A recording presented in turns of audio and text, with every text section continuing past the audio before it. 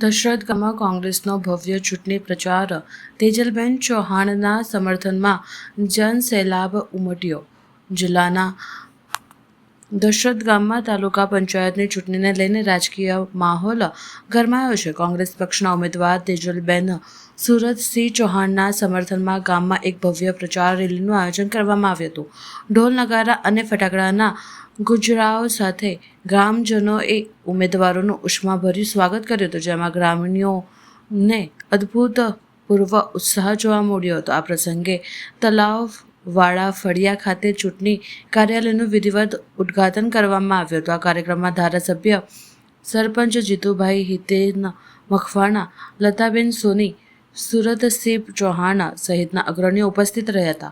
તેજલબેને ગામના વડીલોના આશીર્વાદ લીધા હતા અને વિકાસ, સેવા અને એકતાના સંકલ્પ સાથે જનતાનો વિશ્વાસ જીતવાની ખાતરી આપી હતી. તેમણે જણાવ્યું હતું કે સૌને સાથે રાખી દશરથ ગામના સર્વાંગી વિકાસ માટે નવા માર્ગો કંડારવામાં આવશે. ગ્રામીણોના દિલમાં સ્થાન બનાવી રહેલા નવા ઉમેદવારની જીત માટે કોંગ્રેસ કાર્યકરોએ ભારે આશાવાદ વ્યક્ત કર્યો હતો અને મોટી સંખ્યામાં સમર્થન આપવા અપીલ કરી હતી. આજરોજ દશરથ કાર્યાલયનું ઓપનિંગ થયું છે. એમાં જે મને આમંત્રણ આપ્યું પ્રવીણભાઈએ, હિતેશભાઈએ, કાનુકાકાએ, મંગળકાકાએ, તે બદલ હું એમનો ખૂબ ખૂબ આભાર માનું છું. બીજું કે જે કંઈ આપણે કોંગ્રેસમાં પરિવર્તન લાવવાની છે એ આપણે આ ચૂંટણીની અંદર લાવીને બતાવવાની છે. અને જે ભ્રષ્ટાચાર થયેલો છે એને ઉજાગર તો બધા જાણે જ છે કે કેવી રીતે થયું છે, શું થયું છે. એટલે આ ચૂંટણીની અંદર આપણા તેજલબેનને જીતાડી, બહુમતીથી જીતાડી અને એમને લાવવાના, સત્તા પર આવવાનું અને લોકોના પ્રશ્ન જે પ્રાથમિક સુવિધાઓ છે એને આપણે ઉજાગર કરી અને એમનું સોલ્યુશન લાવી અને લોકોને એમની જરૂરિયાતો જે હોય એ પૂરી કરવાની એ તેજલબેનની હવે જવાબદારી છે. અને એમને ઘરે ઘરે જઈને ચૂંટણી પ્રચાર કરીને મત લેવાના અને બહેનોનો કે ભાઈઓનો દરેકનો વિશ્વાસ લઈ અને આપણે જંગી બહુમતીથી જીતવાનું. પ્રશ્ન છે એ જટિલ પ્રશ્ન, પાણી, રોટી, કપડાં અને મકાન, આ ત્રણ વસ્તુ આપણી મુખ્ય વસ્તુઓ છે. હવે આની જે વસ્તુ છે અને જે સમસ્યા છે આપણી પાસે અત્યારે સત્તા, આપણે જો બુઠ્ઠી તલવારથી લડવાનું છે. હવે આપણી અંદર જો સત્તા આવશે તો આપણે કંઈક કરીશું અને કરીને બતાવીશું.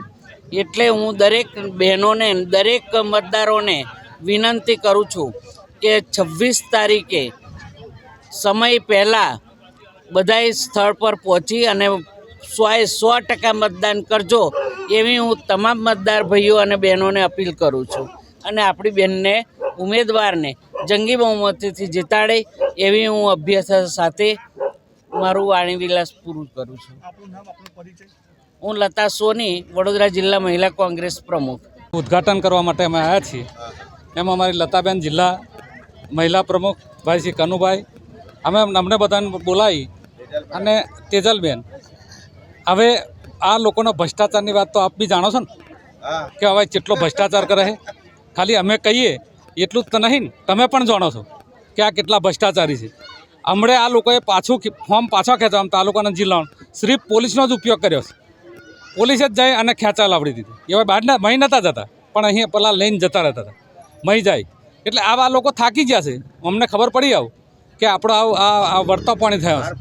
એટલે આવા બધા કરીશું. એટલે હજુ એ તમામ પ્રયત્નો કરશે. અહીંયા આગળ તમામ પ્રયત્નો અમારા કોંગ્રેસના ઉમેદવારને કેવી રીતે એને હેરાન કરવા એ રીતના તમામ પ્રયત્નો કરશે. પણ અમારી આ પ્રજા બહુ જાગૃત છે. અને સાહેબ આ દશરથ તો છે ને આ કોંગ્રેસનું કામ છે. હું વિધાનસભામાં ધારાસભ્ય હતો દાદા ટોંકી અમે બનાવેલી. આ પાણીની ટોંકી પૂછો એમને, આ ગોમારાને કોઈ પૂછો તો તે દાડ જીતુભાઈ અમારો સરપંચ હતો, બરાબર, અને પ્રકાશ કોકોત સંસદ હતો. તે દાડ અમે અમારી ચીમનલાલની સરકારમાં બનાવેલું. તો આ લોકોએ શું કામ કર્યો? અને કે અમે વિકાસ કયો વિકાસ?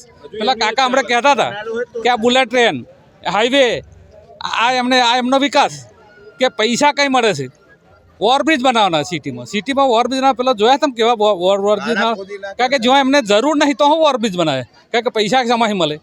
તો તો આ લોકો સિર્ફ પૈસા જ ખોરે છે ને હવે આ લોકોમાં પૈસા બહુ થઈ ગયા એટલે આ લોકો છે ને હવે કાઢ થઈ જશે પ્રજા એટલે આ પ્રજા આ ધારશે ને પ્રજા તે દાડો અમને હંતા તો નહીં આવડે સાહેબ કે અમને કઈ રહેવું તમે જુઓ બાંગ્લાદેશમાં હોવ કેવા નાઠા બધા કેવા લોકોને માર્યા એટલે આ પછી આવું નેપાળ જુઓ તમે એટલે આ એવી દશા થઈ છે આ દેશની એટલે અહીં આવી જરા ગુજરાતની દશા છે ને તારે લોકો જાગશે એટલે આજે અમે વિનંતી કરીએ છીએ કે કોઈપણ સંજોગો અમારા કોંગ્રેસના તાલુકાના જિલ્લાના ઉમેદવારો જીતે જંગી બહુમતી જીતે એવું આ સબનો આભાર માનું છું. જય હિન્દ જય ભારત.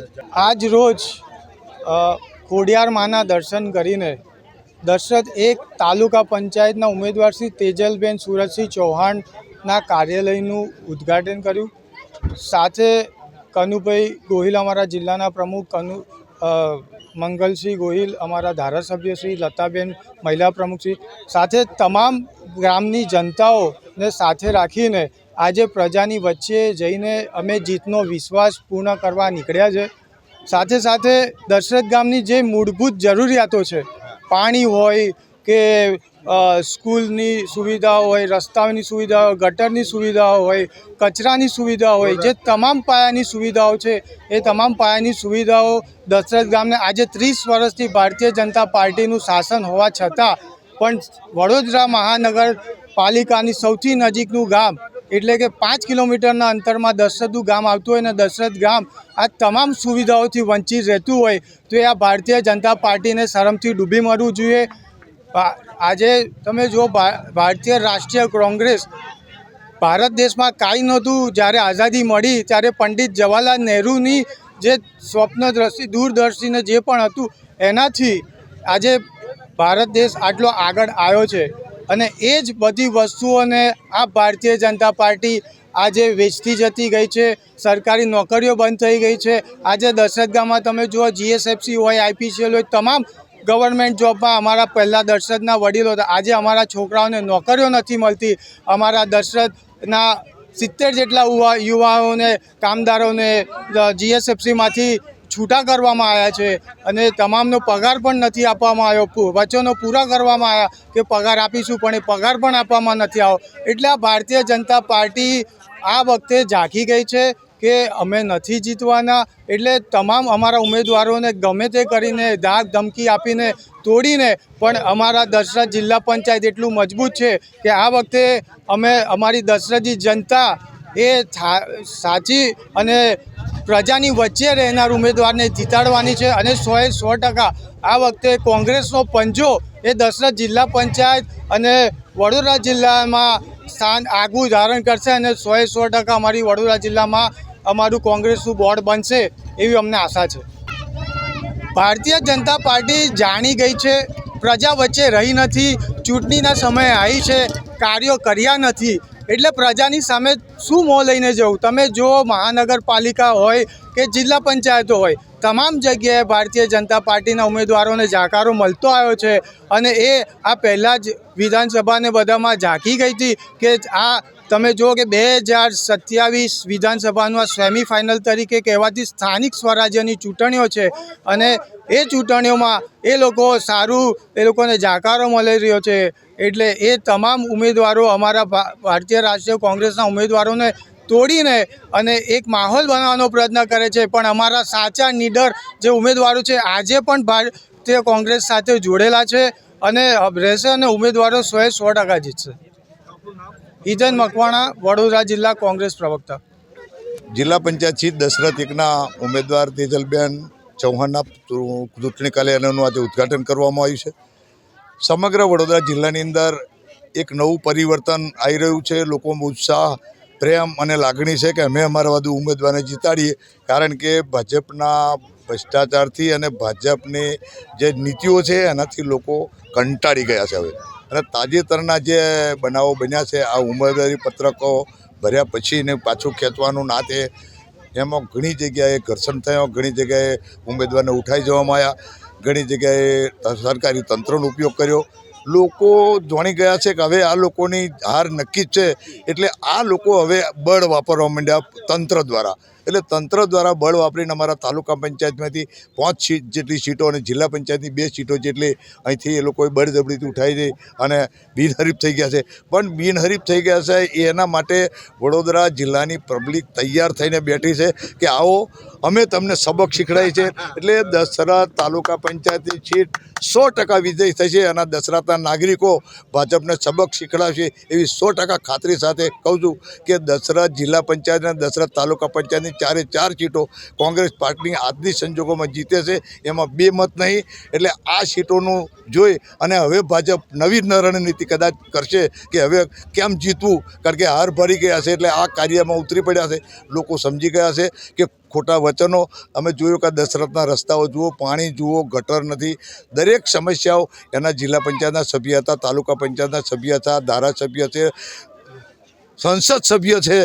50 કરોડ રૂપિયાની ગ્રાન્ટ મળતા ગ્રાન્ટો વપરાય છે કઈ?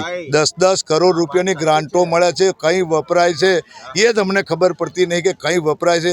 એટલે લોકો હવે ખબર પડી ગઈ છે કે આ ઠાલા વચનો જ છે. સ્થળ ઉપર કોઈ કામગીરી નહીં, ફક્ત કામગીરી કાગળ ઉપર જ છે.